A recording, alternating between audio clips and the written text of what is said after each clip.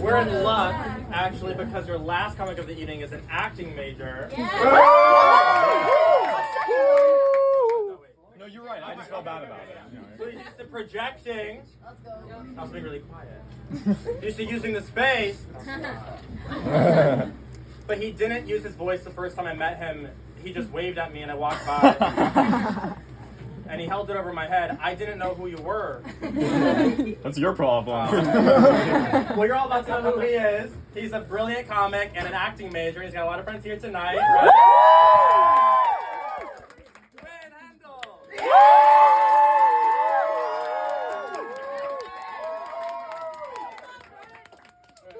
I'm using the microphone!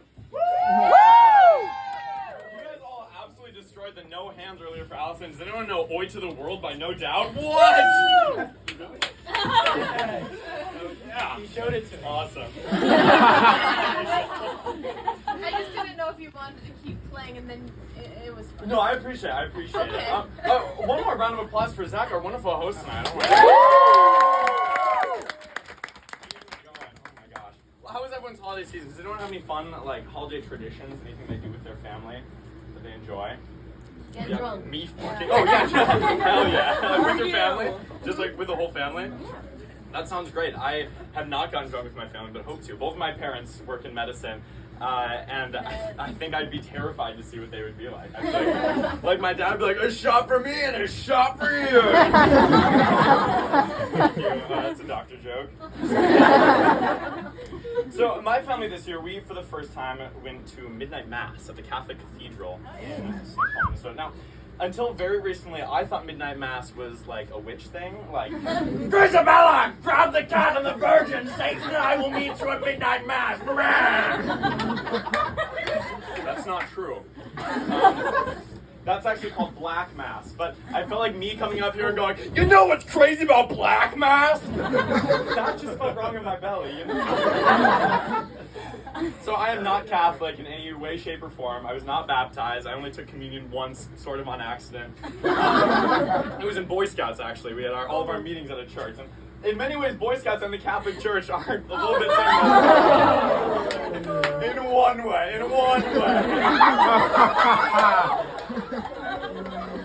Now, do we have any Catholics and any devotees in the house tonight? Woo! And also with you. Now, for everyone else, I'm going to walk you through this experience with me because it was transformative and eye-opening. So, the first thing that happens at midnight mass is you walk in at exactly 11:15 p.m.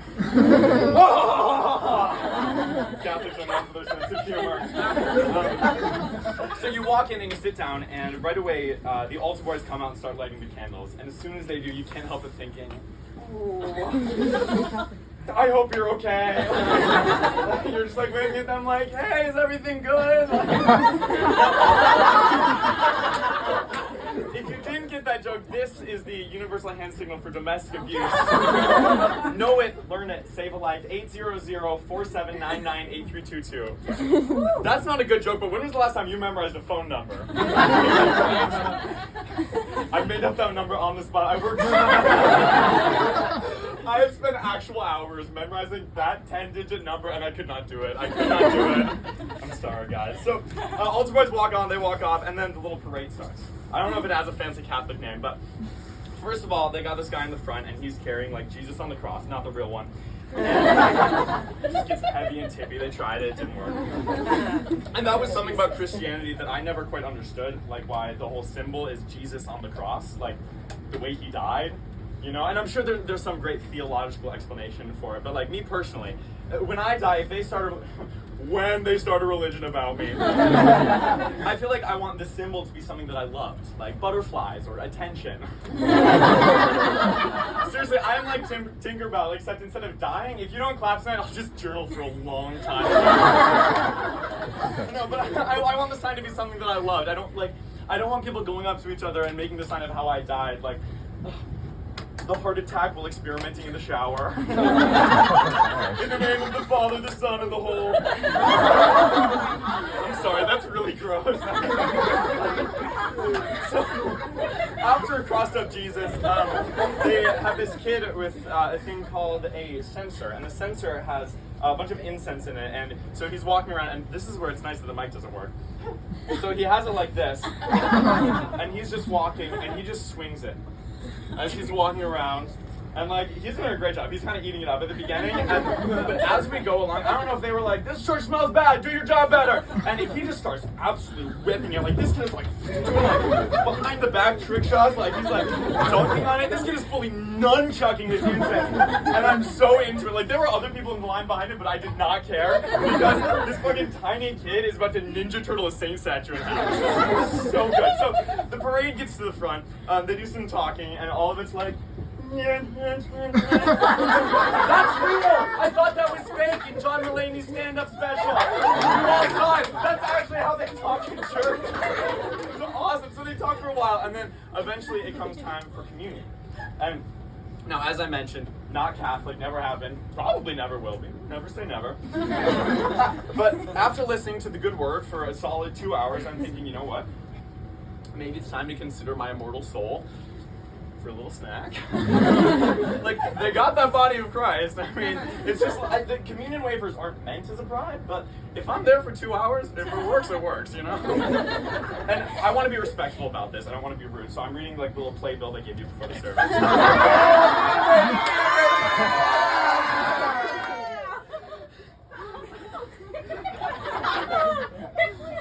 I'm reading the program they give you before the service, and it says, if you're not Catholic or you get to be absolved of sin, then you're going to cross your arms over your chest to receive the blessing. So I'm sitting there and I'm practicing like cross, uncross, cross, uncross, like Jesus. And without the second part. And eventually it becomes my time, so my row stands up, we start walking over, and I spit out my pork, block my booty call, stop abusing the poor, just long enough to go stand in line for the snack man. Sorry. Reverend snack man. So I'm standing in line, like, I'm low-key excited. My stomach is rumbling, mouth is watering, trying not to lick my lips, and finally it comes time to my turn, so I walk up, arms crossed, like, all right, put that body in my mouth, daddy, father.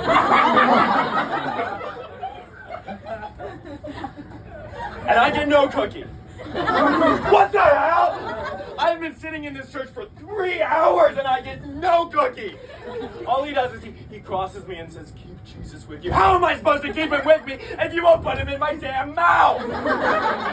So now I'm sitting down and I'm at this point pissed off at the whole Catholic church. And I'm seeing everyone else up there and they're like, oh, look at me, Mr. Pure.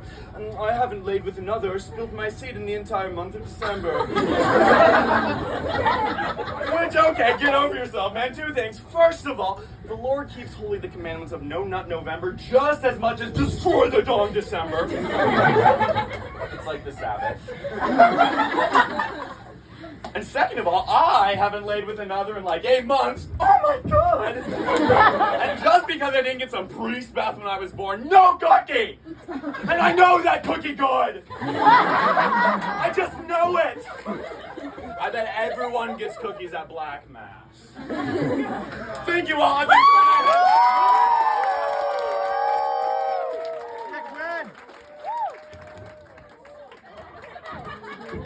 The doorbell. Thank you. Thank you. That's so good.